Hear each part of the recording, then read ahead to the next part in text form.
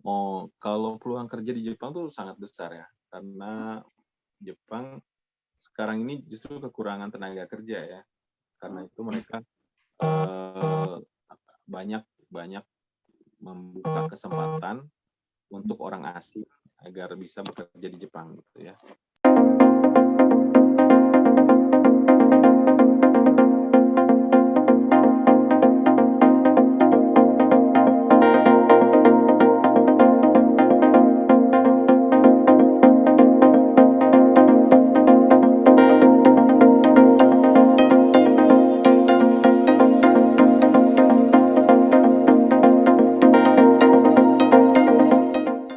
Halo teman-teman semua, selamat datang kembali di Indonesian Abroad.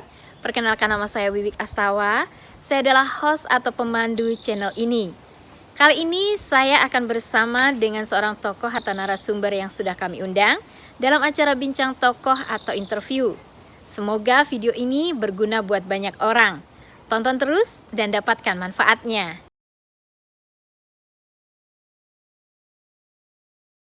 Gitu ya, yang penting nanti pada saat ujian atau pas presentasi dia bisa gitu ya.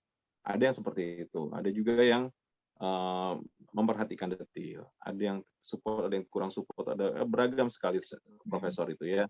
Jadi dan tentunya apa namanya bidang-bidang studinya juga kan bermacam-macam ya. Kalau misalkan yang di lab atau yang apa yang kimia, fisika atau semacam itu kan ada yang eksak gitu ya atau apa sains mungkin macam-macam ya. Ada yang di laboratoriumnya pekerjaannya seperti apa, ada yang memang seharian harus di lab, ada yang nggak harus seharian gitu. Nah, ada yang profesornya sangat ketat, ada yang penting hasilnya baik gitu. Nah seperti itu beragam sekali kalau di Jepang. Jadinya yaitu untung-untungan kalau memang dapat profesor yang bisa support yang baik ya beruntunglah gitu. Kalau enggak ya mungkin buat motivasi aja, buat kita jadi tahan mental mungkin ya. Kalau memang dapat profesor yang kurang support. Tapi ya kalau sebisa mungkin ya kita lakukan yang terbaik lah yang bisa kita lakukan. Tapi ya kalau udah kalau udah sampai stres banget ya harus cari solusinya juga gitu ya. Jangan sampai itu jadi bikin kita down, jadi kita apa nggak jelas gitu ya kan ada juga tuh yang karena mungkin tekanan dari kampus, dari profesornya, kemudian jadi mengurung diri di kamar terus gitu ya, nggak keluar-keluar, stres. nggak bersosialisasi gitu, malah ada yang sampai ya ingin itu mengakhiri hidup misalnya ya, ada yang seperti itu ya. Jangan sampai seperti itu gitu ya. Kalau memang sulit ya cari solusi lah. Berkonsultasi dengan eh, pihak kampus, kan di situ mungkin ada pihak di kampus kan suka ada apa namanya divisi atau bagian yang support orang asing. Mungkin bisa dapat masukan atau dari teman dekat sama orang Indonesia atau kalau perlu misalkan mau kontak ke konsulat atau barangkali ada solusi yang bisa dibantu gitu ya. Daripada terjadi hal yang tidak diinginkan kan. Nah, seperti itu ya. Kalau terkait studi mungkin kurang lebih seperti itu. Jadi overall adaptasi Bapak pribadi di sana nggak terlalu susah ya Pak ya? Dari S1 Ya, di Indonesia ke sana. mm, Termasuk materi perkuliahan bisa Bapak kejar ya. Jadi menunjukkan bahwa pendidikan di Indonesia bukan terkebelakang banget. Orang-orangnya juga bisa ngejar pendidikan S2 di Jepang ya Pak ya. ya, ya memang iya.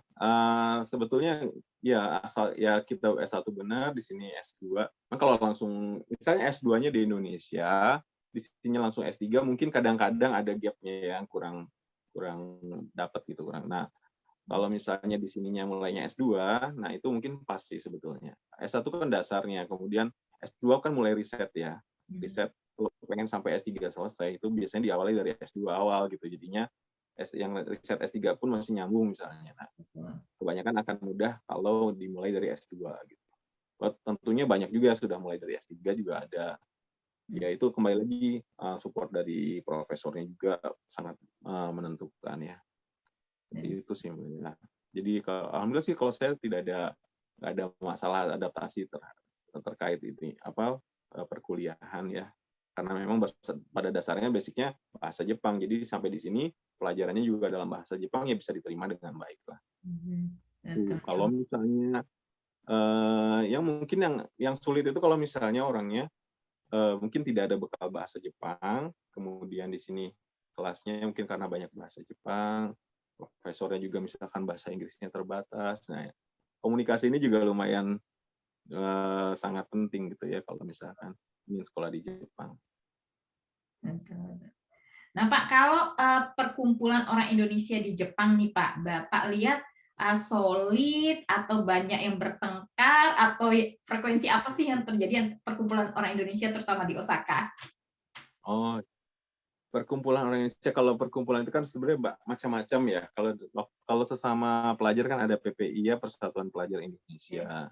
Itu PPI juga ada PPI Jepang, ada PPI yang wilayahnya lebih kecil, kemudian yang Osaka ataupun Kobe gitu ya, yang lebih kecil lagi ada.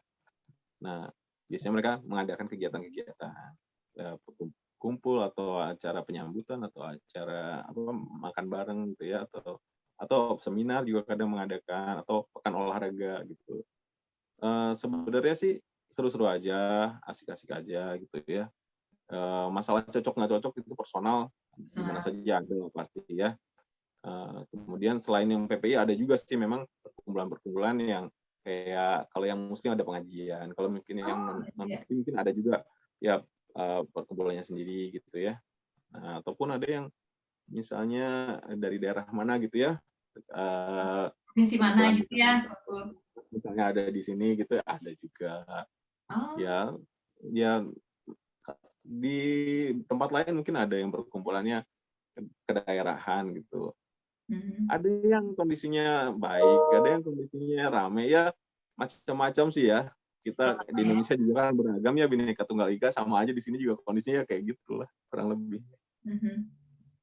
Tapi overall tidak terlalu ada masalah yang berat ya Pak ya, karena rata-rata mungkin karena merantau ke luar negeri ya. Ada sih kadang-kadang ya. Karena saya di KJRI jadi saya agak tahu gitu ya.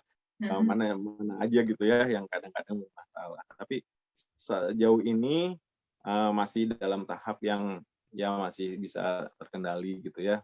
Masih tahap yang ya rukun. Ya tentunya ada sesama masa yang saling nggak suka di antara masyarakat. Maksudnya kelompok ini dengan kelompok ini ada yang seperti itu, tapi nggak segitunya kelihatan kok. Apalagi di negara orang ya Pak ya, harus pinter-pinter bawa diri ya. Iya. Ya bagaimanapun juga ya perlu kita saling mengingatkan lah bahwa di mana bumi dipijak di situ langit dijunjung ya. Jadinya ya kita harus tetap mematuhi peraturan negara setempat, peraturan negara setempat tempat kita tinggal ya. Ya biar kita juga hidup baik, nyaman, tidak mengganggu masyarakat sini, dan juga nama Indonesia juga tetap baik gitu ya. Betul, biar nggak kedengarannya negatif kalau tengkar terus ya Pak ya. Iya. Bapak kan sudah cukup lama di Jepang nih Pak. Nah kalau misalnya ada orang Indonesia yang mau imigran ke Jepang dalam rangka mencari pekerjaan, itu sebenarnya peluangnya besar nggak sih Pak? Oh, kalau peluang kerja di Jepang tuh sangat besar ya, karena Jepang sekarang ini justru kekurangan tenaga kerja ya, karena itu mereka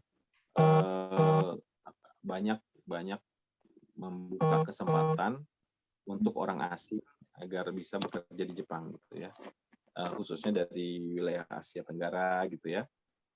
Nah termasuk Indonesia. Nah sampai kemudian Jepang juga memberikan jenis visa baru yang sekarang ini sedang dimulai adalah yang namanya Specified Skilled Worker.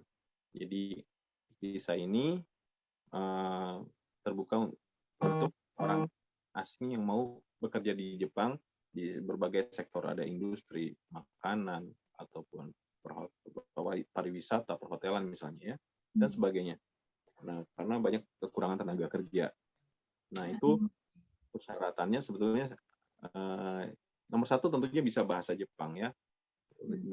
Jadi kan di bahasa Jepang itu ada ujiannya yang ada 5 level gitu. Nah, itu paling nggak bisa lulus N Jadi ada N1 yang paling tinggi, N2, N3, N4, N5.